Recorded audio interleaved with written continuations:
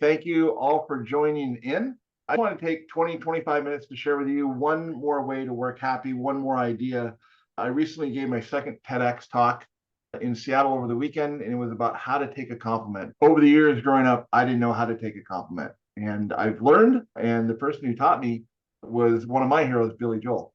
If you haven't met me or if you don't know me yet, my name is Kettner. I started WorkHappy the first month of COVID because I lost my job. I used to do stand-up comedy, and I was talking to my wife and wondering, what am I going to do?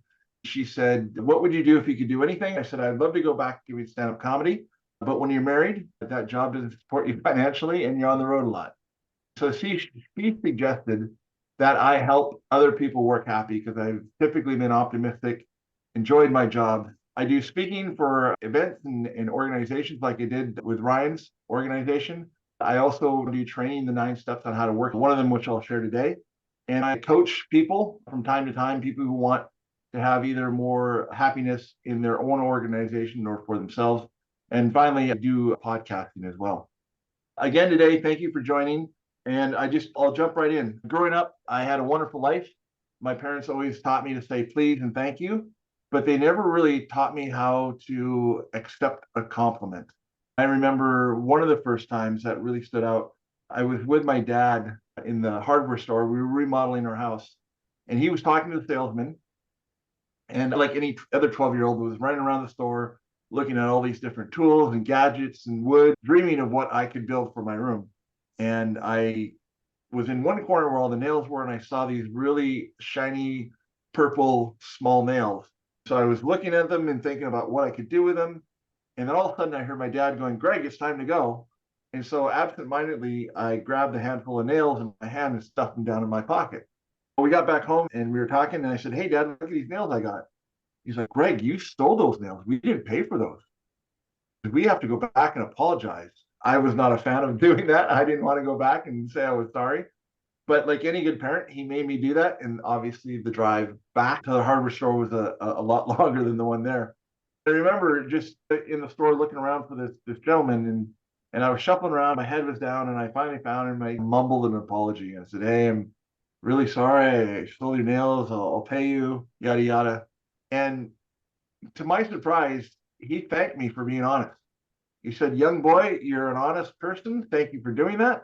And you know what? The nails are on the house. And by the way, you can even have more. Come over here. Let's look at some other nails. So he paid me this really nice compliment for being honest, and I didn't know how to react. It was awkward. It was weird. I tried to deflect. And then in hindsight, what I should have said, I said, you should actually thank my dad because he's the one who got us into this whole mess. So that was the first real memory I have of someone paying me an honest, genuine comment with thank you. And I didn't know what to say. I think anybody else, by show of hands, have you ever gotten a compliment and you're like, don't thank me, or try to deflect it? Okay, I see head nodding.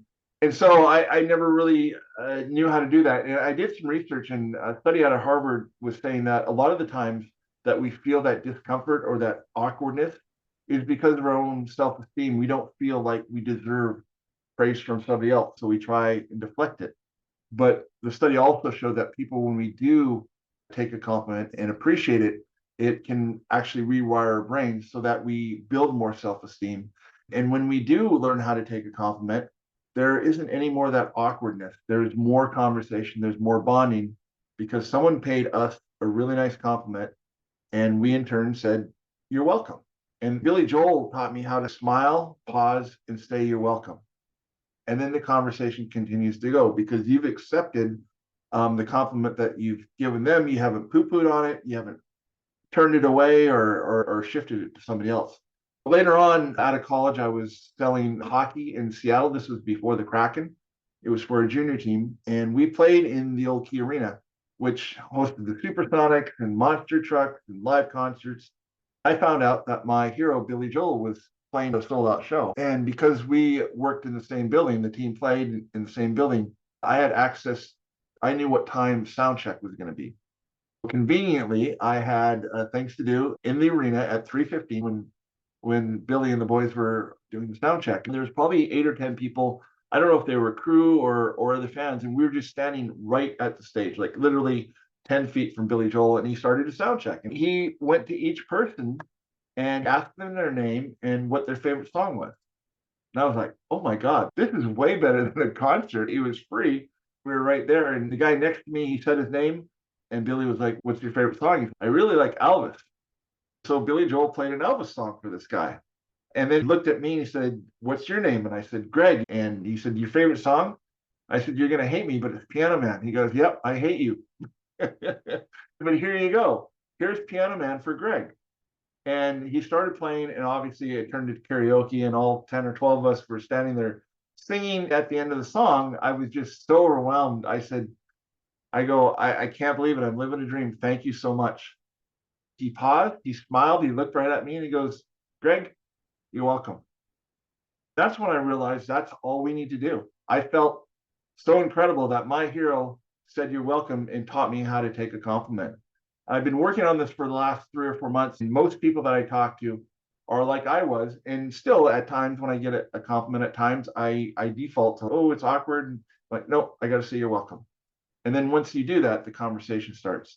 And this was really important to me because I probably got the biggest compliment in my life in a very long time that I can remember.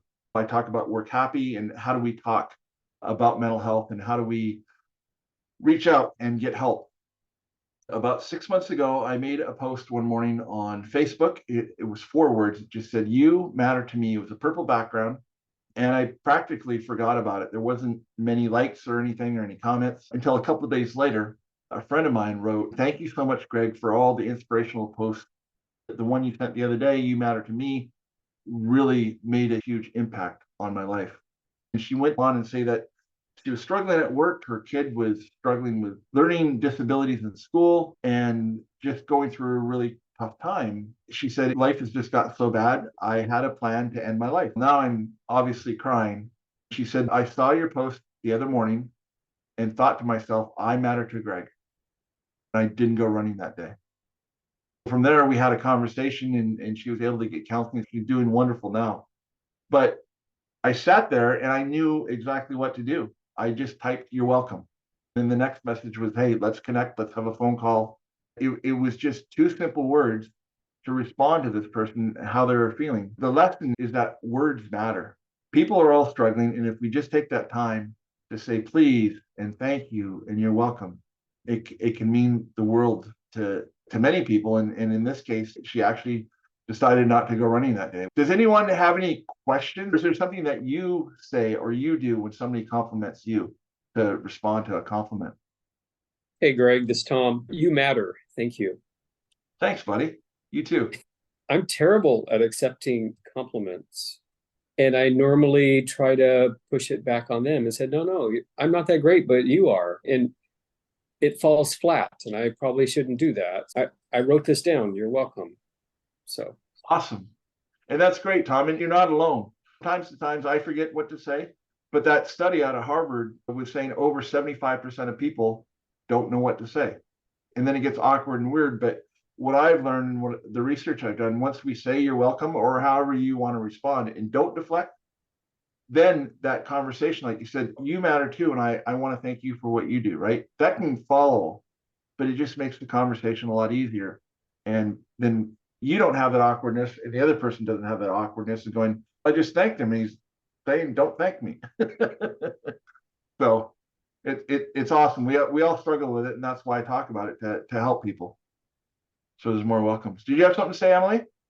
I was just gonna say, I try to say, just say thank you whenever someone gives me a compliment. Yep. But I often deflect and try to make it like it's not that big of a deal. It wasn't, or that I don't know, that I'm not that good or whatever. But I do try to consciously just say thank you for that. But yeah, for sure. It doesn't always work out that way. And how do you feel when you do say thank you or try to deflect? What are the emotions that you feel when you try to deflect versus say thank you? I don't know. I think when I'm deflecting, I'm trying to be humble. That was a value growing up, to be humble about things and not be prideful. So it's hard to give myself credit sometimes. Yeah. But the more we do it, the easier it gets, right? It's Yeah. just like anything else. It becomes a habit. I think habits are usually formed within 28 times of repetition. Yeah. And sometimes we default, but not all the time. So, but yeah, and that's a great way. Thank you. Because if somebody says, you know, to me, hey, I really like your haircut, and I say, you're welcome. But I could say thank you to that. It just Yeah. depends. Thank you and welcome could be interchangeable. I have been a homemaker for the past 20 something years, and I've just recently rejoined the workforce. Okay. And I feel like I'm doing a good job, and I'm being told that I'm doing a good job. That's where I'm having trouble. Even though I know I'm doing well, I try to deflect Okay. that professional stuff. If Yeah. I'm volunteering somewhere and someone gives me a compliment, I'll say, oh, I love doing this. Thank you, but I love doing this. But professionally, it's really hard for me not to deflect for some Okay. reason. I don't know why. And maybe it's just habit. And I recently listened to Mel Robbins' podcast, and she was saying in the morning while she's brushing her teeth, she'll give herself a high five in the mirror, right? Greg, you're great. Greg, you're going to do well today. Greg, you're good at your job. And she says if we do that enough and that becomes a habit, then when people thank us at the job, it'll be, oh, you're welcome, or Yeah. thank you for the thank you, whatever it is. I think words, the older I get, the more words matter, but I totally get where you're coming from. It seems professionally, it's even harder than if it's socially or volunteering or that kind of thing for a charity. Yeah. Do you have anything to add, Carol? I do. I grew up with "you're welcome," and I'm a little stymied by Gen Z and the answer to to any sort of compliment. Okay. But I feel some of the same things that your other guests are sharing in humility, or I didn't think it was that much, or gosh, it's just my job. Yeah. And what I learned to do was to take that and turn it into the reward, a recognition for the person saying thank you. Wow, thank you. Oh, you're so welcome. That means a lot to me that you appreciate that. I wanted to echo what Carol was saying. We also have a chance when you get a compliment, you have an opportunity to provide some reinforcing feedback to that person. Maybe they'll do it more. Maybe they'll be more inclined to acknowledge and recognize simple acts of kindness in the future. It's a little opportunity to pay it forward in a good way. If somebody pays me a compliment, I have a chance to say, thanks, that I appreciate hearing that. It's nice to be acknowledged because that's what you're doing to the person as well. That's great as well too. And the more we do this, it's like the old rock in a pond, it ripples out and more people can be happier. If anybody has any questions or a follow-up call, I'm always happy to jump on a Zoom or a phone call. I put in the chat there my calendar. So if you would like to schedule a call, I'm happy to do that as well too. Again, I appreciate you all being here. If you have any friends or if your organization, this is something that would benefit them, have them sign up because the next one's going to be in May. All right, everybody. Thank you again. Have a wonderful Wednesday. And anytime I can help, please let me know. But I appreciate you and have a great day. Have a good one. Thank you. Thank you. You're welcome. See, there you go. You're welcome. Bill, get down.